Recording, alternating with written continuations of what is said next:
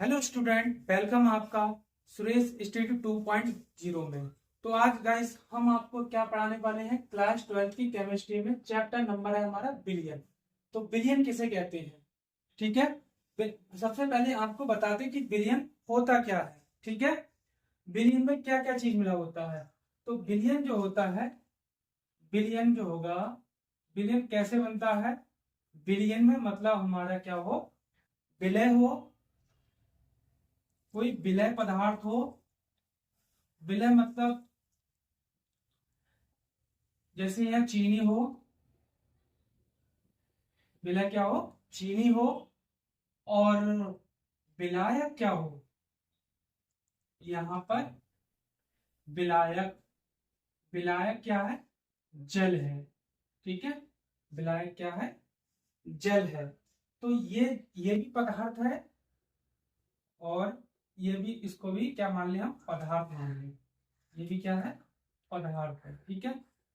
तो इसकी जो डेफिनेशन क्या दे रखी है गाइस, दो या दो से अधिक पदार्थों का सामग्री मिश्रण क्या कहलाता है, विलयन कहलाता है। दो या दो से अधिक पदार्थों का सामग्री मिश्रण क्या कहलाता है, विलयन कहलाता है। ये भी क्या है, विलयन बनता कैसे है। विलयन में क्या होता है, एक तो विलय होगा, जो घुलने वाला पदार्थ होता है, घुलने वाला पदार्थ होता है वो कहलाता है विलय। और जो विलय को घोलता है, किसी पदार्थ को घोलता है, तो वो कहलाता है विलायक। जैसे जल, ठीक है। चीनी जल में घुल जाती है तो चीनी क्या है, विलय है। और जल क्या है, विलायक। तो विलयन जो बनता है, विलय और प्लस विलायक से मिलकर क्या बनता है, विलयन। तो इसको हम कह सकते हैं, दो या दो से अधिक पदार्थों के सामग्री मिश्रण को हम क्या कहते हैं, विलयन कहते हैं। तो अगला टॉपिक है हमारा विलयन के गुण, प्रॉपर्टीज ऑफ सॉल्यूशन। तो सबसे पहली प्रॉपर्टीज है हमारी, नंबर फर्स्ट, विलयन। विलयन में एक ही प्रवस्था होती है, अतः ये एक एकल प्रवस्था तंत्र है। विलयन जब बन जाता है तो वो उसमें क्या होती है, वो एक ही प्रवस्था में आ जाता है। अर्थात हम कह सकते हैं कि विलयन में एक ही प्रवस्था होती है, अर्थात यह एक एकल प्रवस्था तंत्र होता है। नंबर टू, अब इसके कणों की साइज की बात करेंगे तो कणों का साइज कितना होता है, बिलियन, बिलियन में क्या है, बिलियन में, यहां से नोट करेंगे आप, नंबर 2 पॉइंट है, बिलियन में विलय के कणों का आकार 10 की पावर -7 से 10 की पावर 8 सेमी तक होता है। बिलियन में विलय के कणों का आकार कितना होता है, 10 की पावर -7 से 10 की पावर -8 सेमी तक होता है। नंबर थ्री, नंबर थ्री क्या है, विलयन में विलय व विलायक के कणों को सरलता से अलग नहीं किया जा सकता है। जब कोई विलयन बन जाता है तो जो उसके कण होते हैं, एक तो विलायक के कण होते हैं और एक होते हैं विलय के कण होते हैं। तो इन कणों को हम सरलता से अलग नहीं कर सकते हैं।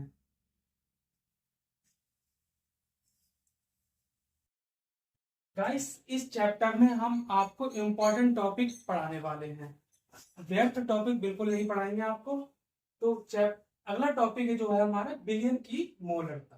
कौन सा टॉपिक है, बिलियन की मोलरता। इंपॉर्टेंट टॉपिक है, इससे रिलेटेड क्वेश्चन आते रहते हैं। तो बिलियन की मोलरता क्या होती है गाइस, किसी बिलियन के 1 लीटर आयतन में उपस्थित विलय पदार्थ के मोलों की संख्या, विलय पदार्थ के मोलों की संख्या बिलियन की मोलरता कहलाती है। किसी बिलियन के 1 लीटर आयतन में उपस्थित विलय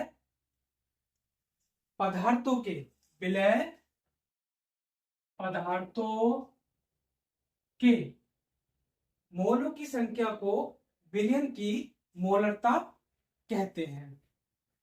विलयन की मोलरता को हम कैसे शो करते हैं, विलयन की मोलरता को यहां पर लिखेंगे, इसे कैपिटल एम से प्रदर्शित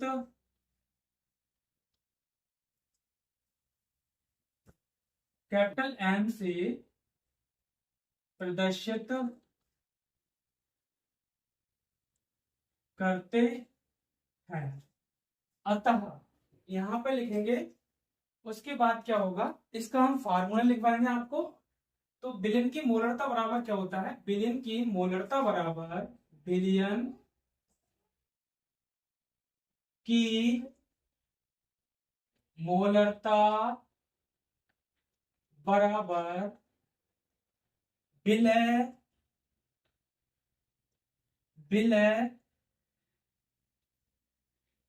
पदार्थ के मोलों की संख्या, विलय पदार्थ के मोलों की संख्या। विलय पदार्थ के मोलों की संख्या को हम कैसे शो करते हैं, स्मॉल एन से शो करते हैं। विलय पदार्थ के मोलों की संख्या को स्मॉल एन से शो करते हैं, स्मॉल एन से प्रदर्शित करते हैं। विलेन की मोलरता बराबर क्या होता है, और विलेन की मोलरता को हम कैसे करते हैं, कैपिटल एम से। विलय पदार्थ के मोलों की संख्या, और यहां पर लिखेंगे विलयन का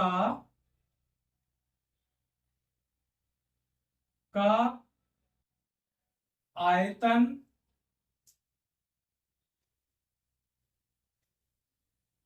लीटर में, विलयन का आयतन लीटर में। तो गाइस विलय पदार्थ के मोलों की संख्या बराबर होता है, विलय पदार्थ के मोलों की संख्या बराबर होता है विलय पदार्थ के मोलों की संख्या को हम कैसे करते हैं, स्मॉल एन से। तो ये होता है विलय का भार, विलय का भार। विलय के भार को हम कैसे शो करते हैं, स्मॉल डब्लू से, स्मॉल डब्लू से शो करते हैं। अब फिर हो जाएगा विलय का अणुभार, विलय पदार्थ का भार, ये हो गया विलय पदार्थ का भार, और विलय का अणुभार, विलय पदार्थ का अणुभार, विलय पदार्थ का अणुभार। विलय पदार्थ के अणुभार को हम कैसे शो करेंगे, स्मॉल एम से, स्मॉल एम से शो करेंगे। अतः अब ये पूरा जो फार्मूला हो जाएगा, क्या होगा गाइस, पूरा जो फार्मूला होगा, अतः यहां पर लिखेंगे अतः, अतः विलयन की, विलयन की मोलरता, विलयन की मोलरता, यहां पे लिखेंगे विलयन की मोलरता किसके बराबर है, विलयन, विलयन की मोलरता का फार्मूला यह है विलय पदार्थ के मोलों की संख्या अपॉन विलयन का आयतन लीटर में। तो यहां पर लगाएंगे विलय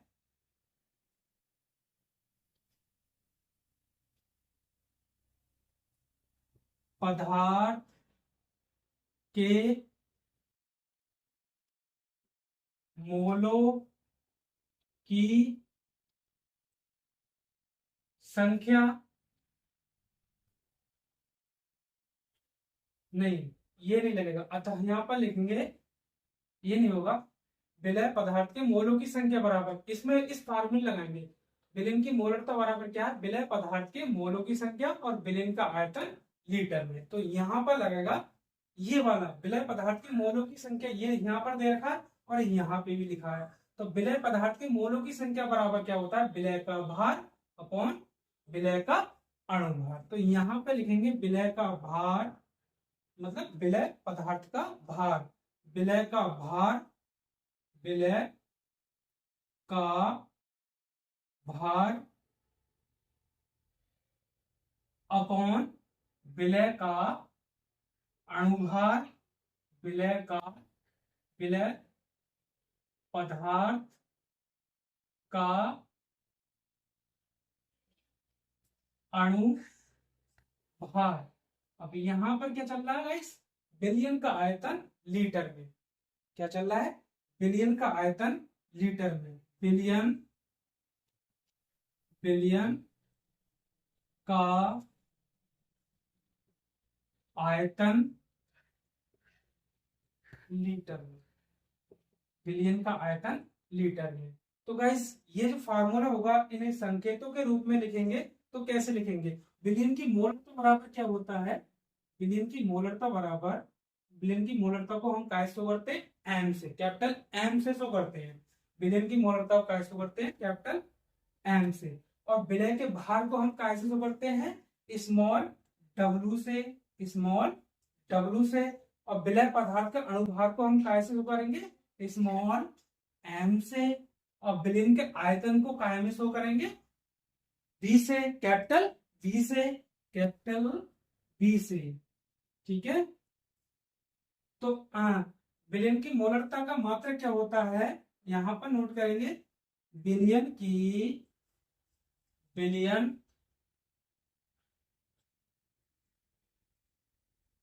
की मोलरता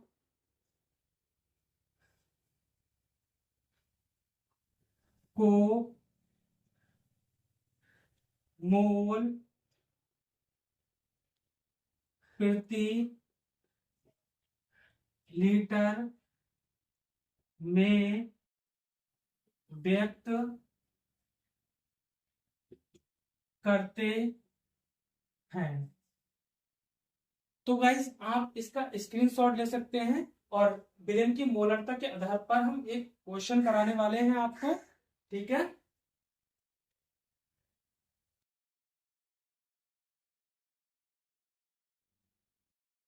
मोलरता के आधार पर हमारा क्वेश्चन है, 20.6 ग्राम NaBr को 500 ml जल में घोला गया, प्राप्त विलयन की मोलरता ज्ञात कीजिए। गाइस 20.6 ग्राम NaBr को, तो ये क्या हुआ, NaBr का भार है। NaBr किसे कहते हैं, सोडियम ब्रोमाइड को। और 500 ml जल में घोला गया, प्राप्त विलयन की मोलरता ज्ञात कीजिए। तो यहां पे लिखेंगे NaBr का, NaBr का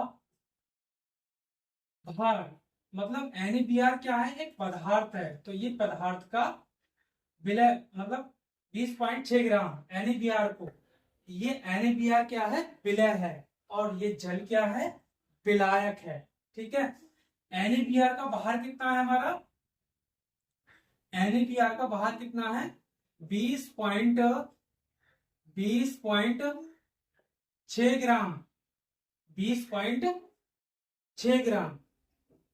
और अब इसका निकाल लेते हैं अणुभार। अणुभार कितना होगा, NaBr का अणुभार कितना होगा, NaBr का अणुभार। तो अणुभार निकालने के लिए हम यहां क्या लगाएंगे, पहले हम NaBr का फार्मूला लिखेंगे, NaBr। तो गाइस Na बराबर कितना होता है, Na का परमाणु भार होता है 23, Na का परमाणु भार कितना होता है 23। यहां पर हम प्लस लगाएंगे, Br का कितना होता है 80, कितना हो गया 80। और ये हो जाएगा 20 और 80 कितना हो जाएगा 103। तो NaBr का अणुभार निकाल लिया हमने। तो ये विलय का अणुभार आ गया। ठीक है, अभी विलय का भार की बात कर रहे हैं। अब यहां पर विलयन का आयतन कितना दे रखा है, 500 ml जल में घोला गया। तो यहां पर लगाएंगे विलयन का आयतन, विलयन का आयतन, विलयन का आयतन कितना है 500 ml।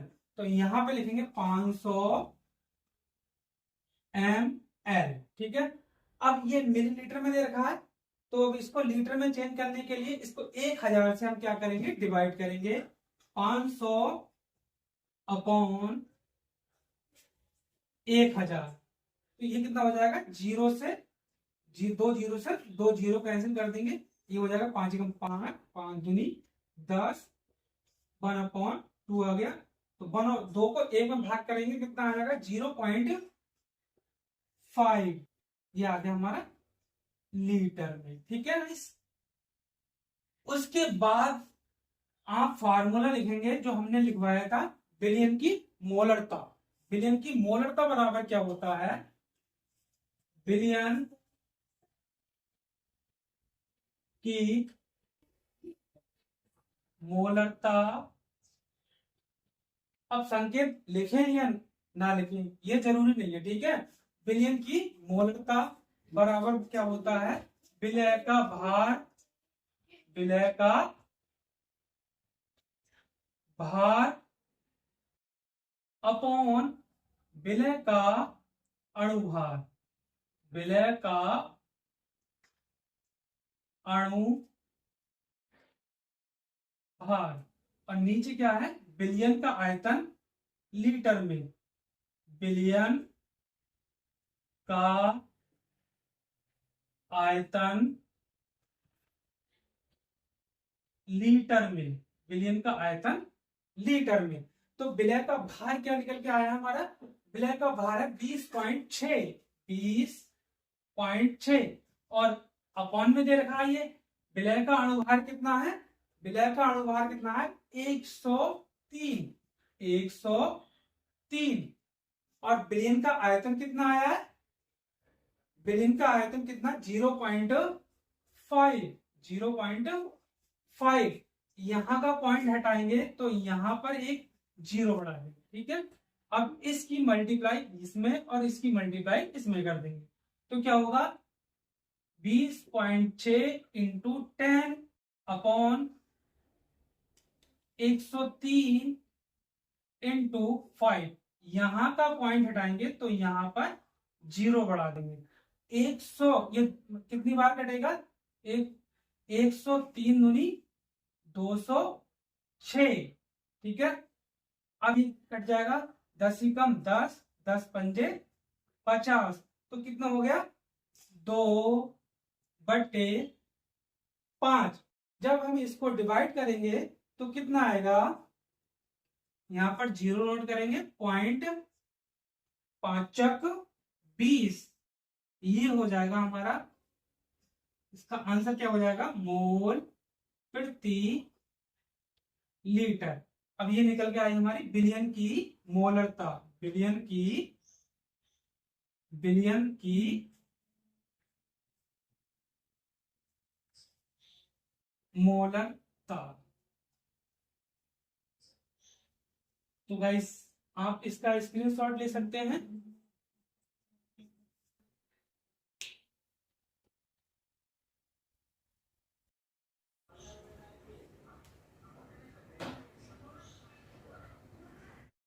गाइस कैसे हो आप, आई होप आप सब ठीक होंगे।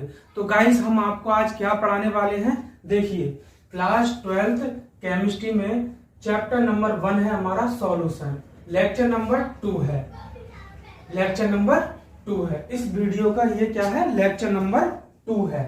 तो टॉपिक है हमारा मोल प्रभाज, मोल फ्रैक्शन। मोल प्रभाज को हम क्या बोलते हैं, मोल फ्रैक्शन। तो क्या है मोल फ्रैक्शन, क्या होता है, किसी विलयन में उपस्थित, विलयन होता है किसी विलयन में उपस्थित किसी अवयव, विलयन में क्या होता है विलय एवं विलायक होते हैं, विलय पदार्थों की संख्या होती है और विलायकों की संख्या होती है। तो किसी विलयन में उपस्थित किसी अवयव, अवयव का मतलब होता है विलय व विलायक के मोलों की संख्या और विलयन में उपस्थित विलय व विलायक के मोलों की संख्या और विलयन में उपस्थित कुल मोलों की संख्या के अनुपात को, कुल मोलों की संख्या के अनुपात को, कुल मोल संख्या मतलब विलयन में क्या होते हैं विलय व विलायक के मोलों की संख्या को हम क्या करेंगे योग करेंगे, उसके अनुपात को उस विलयन के उस अवयव का मोल प्रभाज कहते हैं। इसे कैपिटल X से प्रदर्शित करते हैं। गाइस जब कोई विलयन होता है तो विलयन में विलायक के मोलों की संख्या भी होती है और विलय के मोलों की संख्या भी होती है। तो विलय जो होता है, विलय के मोलों की संख्या को हम स्मॉल एन से शो करते हैं और विलायक के मोलों की संख्या को हम क्या शो करते हैं, कैपिटल एन से शो करते हैं। ठीक है, तो ये जो फार्मूला है हमारा मोल प्रभाज का, अवयव का मोल प्रभाज, अवयव का मोल प्रभाज बराबर होता है अवयव के मोलों की संख्या। अवयव में हमारा कुछ भी होता है, विलय के मोलों की संख्या लगा सकते हैं या यहां पर विलय के मोलों की संख्या लगा सकते हैं या विलायक के मोलों की संख्या लगा सकते हैं। और यह विलयन में कुल मोलों की संख्या, जब कोई विलयन होता है तो विलयन में हमारा विलय भी होता है और विलायक भी होता है। तो यहां पर विलय व विलायक के मोलों की संख्या लगाएंगे। ठीक है, तो कैसे, यदि किसी विलयन में विलय के स्मॉल एन मोल और विलायक के कैपिटल एन मोल घुले हो तो कुल मोलों की संख्या, यदि किसी विलयन में विलय के स्मॉल एन मोल विलायक के कैपिटल एन मोल घुले हों तब कुल मोलों की संख्या क्या होगी, small N plus capital N होगी। तो यहां पर लिखेंगे विलयन का, तो यहां पर लिखेंगे विलय का, गाइस विलय का क्या, विलय का मोल प्रभाज, विलय के मोल प्रभाज को हम किससे शो कर सकते हैं, एक्स ए से शो कर सकते हैं, एक्स ए से। तो क्या होगा, फार्मूला होता है विलय के मोल प्रभाज के लिए, क्या फार्मूला होगा, स्मॉल एन, यहां पर क्या होगा, small N upon small N plus capital N होगा, small N plus upon small N plus capital N होगा। तो गाइस ये तो होता है विलय का मोल प्रभाज का फार्मूला। ठीक है, और फिर उसके बाद है विलायक का मोल प्रभाज। विलायक के मोल प्रभाज का फार्मूला क्या होगा, विलायक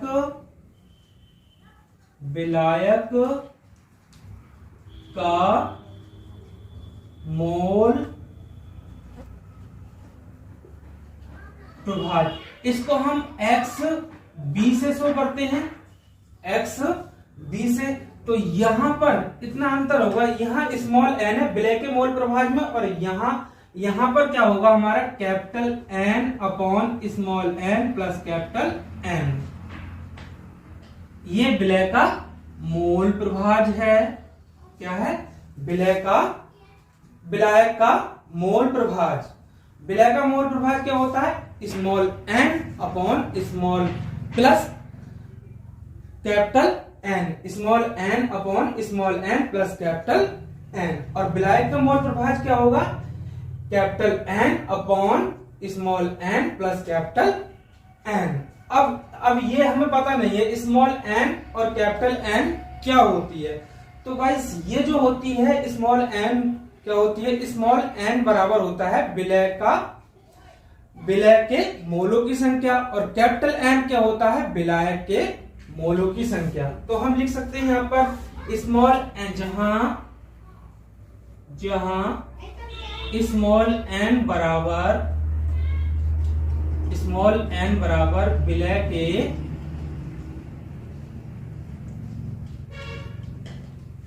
मोलों की संख्या, स्मॉल एन बराबर क्या है, विलय के मोलों की संख्या। और कैपिटल एन क्या है, कैपिटल एन होती है विलायक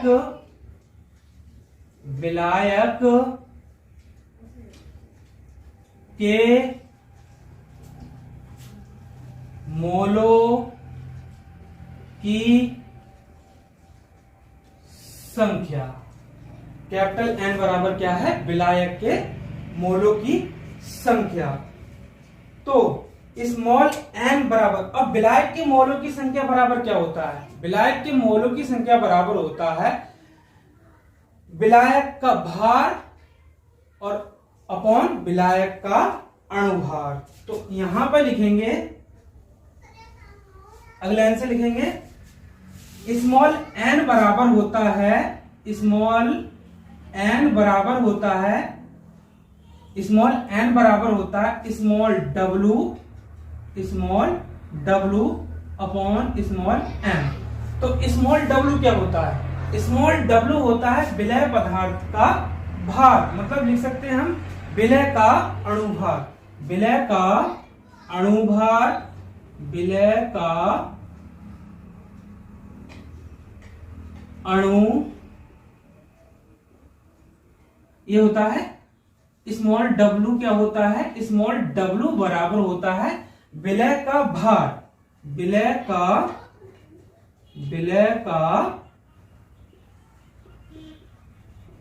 भार, और स्मॉल m बराबर होता है, स्मॉल m बराबर होता है विलय का अणुभार, स्मॉल m होगा विलय का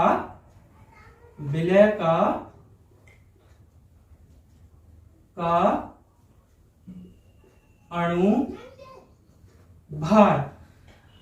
और यहां पर देखेंगे कैपिटल N भी है, यहां भी कैपिटल N है, तो कैपिटल N बराबर क्या होता है? कैपिटल N बराबर होता है कैपिटल W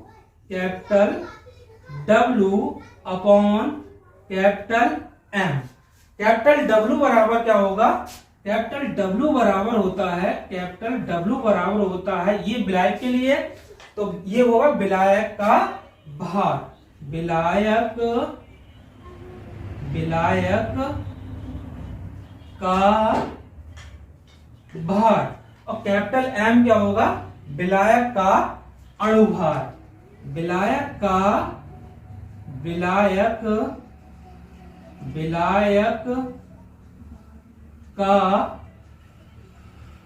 अणुभार। तो गाइस जब हम सवाल निकालेंगे इस टॉपिक के अकॉर्डिंग तो ये फार्मूले लगेंगे हमारे, ठीक है? विलय का मोल प्रभार बराबर small n upon small n plus capital N, और विलायक का मोल प्रभार XB बराबर n upon small n plus capital N, ठीक है? तो आप इसका स्क्रीनशॉट ले सकते हैं। उसके बाद इस टॉपिक से संबंधित हम एक क्वेश्चन को भी कराएंगे।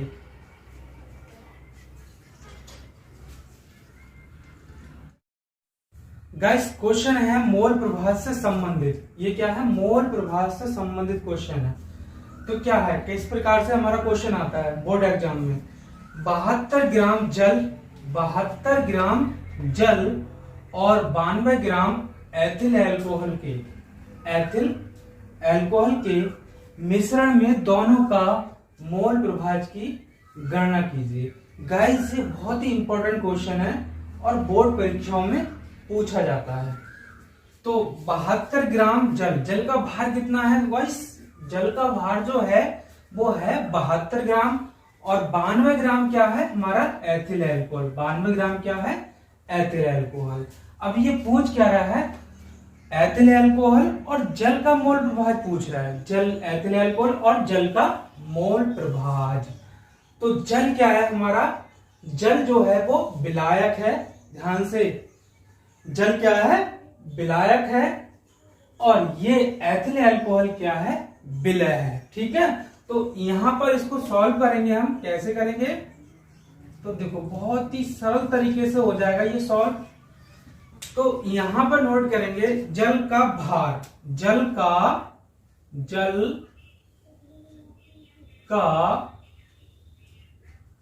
भार, जल का भार कितना है गाइस? जल क्या है हमारा? जल होता है विलायक, यहां पर लिख लेंगे विलायक होता है जल, विलायक के भार को हम कैसे शो करते हैं वो मैं बता चुका हूं पीछे। विलायक के भार को हम कैपिटल W से प्रदर्शित करते हैं। तो कैपिटल W होगा यहाँ पर, कैपिटल W कितना है? 72 ग्राम, ठीक है? यहां पर हम जल का अणुभार भी निकाल लेते हैं, इस जल का अणुभार भी निकाल लेते हैं। तो जल का अणुभार कितना हो जाएगा? जल का अणु भार। गाइस जल विलायक है तो इस विलायक के अणुभार को हम कैसे शो करेंगे? कैपिटल एम से। कैपिटल एम जल का अणुभार निकालते हैं। जल का जो फार्मूला होता है गाइस वो होता है H2O। H2O। तो यहां पर हाइड्रोजन का परमाणु भार कितना होता है? वो होता है 1 और ऑक्सीजन का होता है 16। तो ये हो जाएगा 2 × 1 + 16 कितना हो जाएगा गाइस? 18। यहां पर कितना हो जाएगा? 18। ठीक है। इसी प्रकार हम निकालेंगे एथिल एल्कोहल का भार। एथिल एल्कोहल का भार कितना दे रखा है? दिया है। एथिल एल्कोहल क्या है? विलय है। ये क्या है? विलय है। एथिल एल्कोहल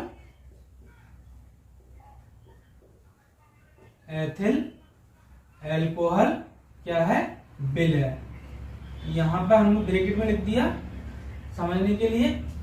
और एथिल एल्कोहल का भार कितना दे रखा है? 92 ग्राम। 92 ग्राम। ठीक है। अब जब हमने जल का अणुभार निकाला तो विलय का अणुभार भी निकालेंगे। तो यहां पर एथिल एल्कोहल का अणुभार निकाल लेंगे। एथिल एल्कोहल का अणुभार। एथिल एल्कोहल का अणुभार हम ये तो एथिल एल्कोहल के विलय का भार हो गया। इसको हम करते हैं स्मॉल w से शो। और एथिल एल्कोहल ये भी विलय है तो इसको करेंगे हम स्मॉल m से शो। स्मॉल m से। तो अब एथिल एल्कोहल का अणुभार निकालने के लिए हमें क्या जरूरत है? एथिल एल्कोहल के फार्मूले की। ठीक है। तो यहां पे लिखेंगे C2H5OH। C2H5OH। तो कार्बन का जो परमाणु भार होता है वो होता है 12 और ये 2 × में आएगा। 2 × अब आएगा +5 × 1 +16 और +1। जब इनको जोड़ेंगे तो कितना आ जाएगा हमारा? 46। एथिल एल्कोहल का अणुभार कितना हो गया? 46। स्मॉल m की वैल्यू पता कर ली और कैपिटल W और कैपिटल M की भी। ठीक है। अब हम निकालेंगे मोलों की संख्या। मतलब मोलों की संख्या यहां पर निकालेंगे जल के मोलों की संख्या। जल के मोलों की संख्या को हम कैसे शो करेंगे? कैपिटल N से। ठीक है। तो कैपिटल N बराबर क्या होता है? Capital W upon capital M। Capital W upon capital M। तो कैपिटल W कितना है? कैपिटल W है 72 और कैपिटल M कितना है? 18। यहां हो जाएगा 18। 18 उससे इसको भाग करेंगे तो 18 × 72। कैपिटल N कितना हो गया हमारा? 4। कैपिटल N कितना हो गया? 4। अब निकालेंगे एथिल एल्कोहल के मोलों की संख्या। Ethyl alcohol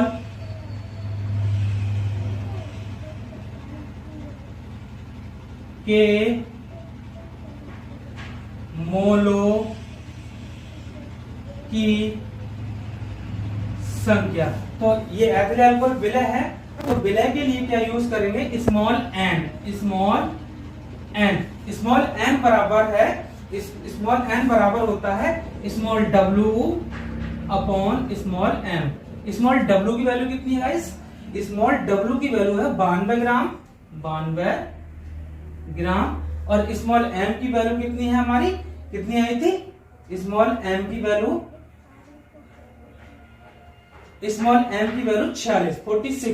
46।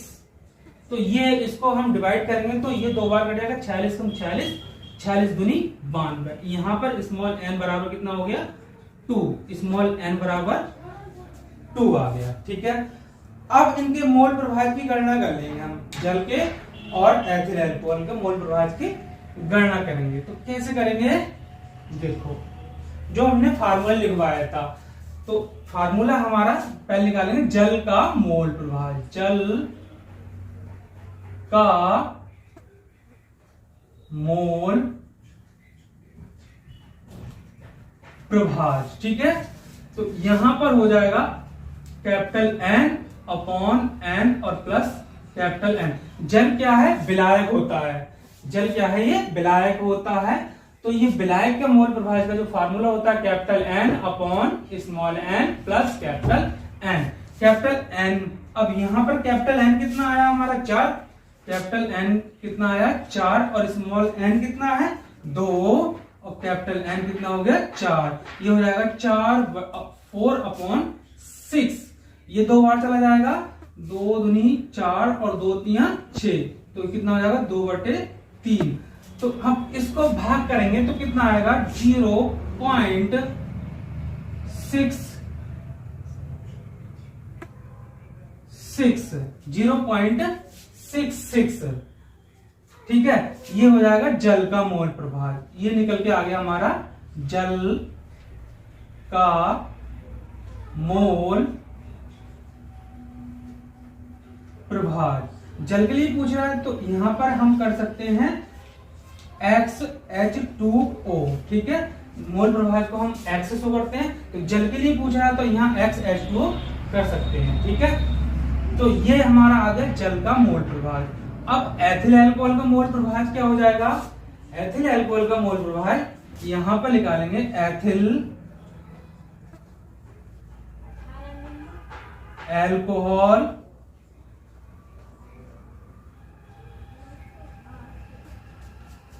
का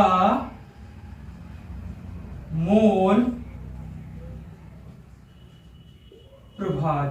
इसका जो फॉर्मूला होगा, इस यहां पर इतना अंतर होता है, यहां होगा विलय के लिए। एथिल अल्कोहल क्या है, विलय है, तो यहां पर small N upon plus capital N होगा। स्मॉल एन की वैल्यू कितनी है गाइस, स्मॉल एन की वैल्यू है 2। ठीक है, और स्मॉल एन की वैल्यू यहां पर कितनी है 2 और यहां कितना हो जाएगा, कैपिटल एन की वैल्यू कितनी है 4, कैपिटल एन की वैल्यू कितनी है 4। ये हो जाएगा 2/6।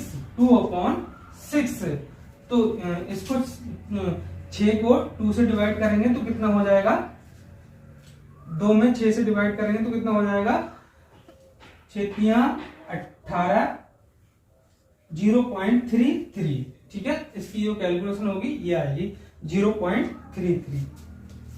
तो यहां पर ये यहां पर कैसे लिख सकते हैं, ये हमारा जल का मोल प्रभाज है, निकल के आया, वो एथिल अल्कोहल का मोल प्रभाज निकल के आया, तो इसको हम कर सकते हैं C2H5OH और यहां पर लिखेंगे एथिल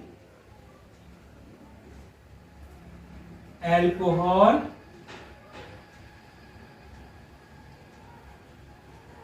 का मोल प्रभाज, ये निकल के आ रहा है। ठीक है, और एथिल अल्कोहल को मोल प्रभाज को हम कैसे शो करेंगे, X, और यहाँ पर मोल प्रभाज को कैसे शो करते हैं X से, और यहाँ लिख सकते हैं गाइस C2H5OH ब्रैकेट। तो ये निकल के आया जल का मोल प्रभाज कितना है 0.66 और एथिल अल्कोहल का मोल प्रभाज निकल के आया 0.33। ठीक है गाइस, आप इसका स्क्रीनशॉट ले सकते हैं